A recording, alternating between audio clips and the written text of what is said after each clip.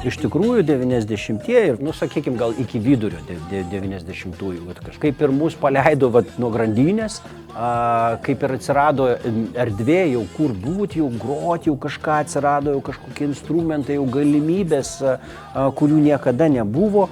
Ir aš kaip prisimenu, kaip 80-ti, sakykime, buvo pasaulio muzikos, man atrodo, kad aukso amžius, skirtingos išraiškos, skirtingi asmenybės tokios, ryškios grupės, tai tas buvo wow.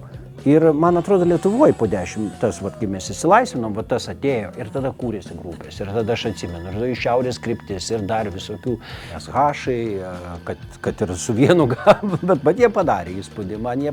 Man padarė visai mano juodoji sesuo buvo faina, atsiradimas jų toksai atnešė kitokį. Beje, pradžia Lemon Joy buvo tiesiog fantastinė grupė. Man domina visą laiką kažkas tai tokio avangardas, kažkas įdomesnio, kažkas į priekį.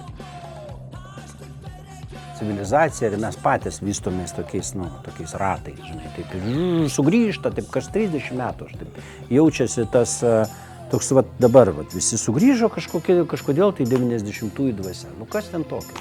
Žmonės taip pervirškina, matyt kartos eina, jos sukasi, jos turi pervirškinti tą, ką mes išgyvenom, jie jau gauna tokį surogatą, tokį biškį romantizuotą.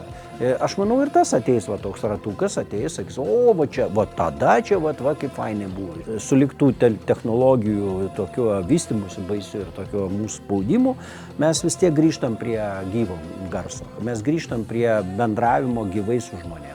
Antiek skaitmeninė erdvė pilna, prikaušikta muzikos įvairiausių šūdo, tiek, kad net nebeįmanoma nieko atsirinkti ir tada žmonės nori koncertų. Vis tiek žmogus jaučia ir tikri dalykai, jie technologijos, jos tik gali imituoti, bet duoti negali.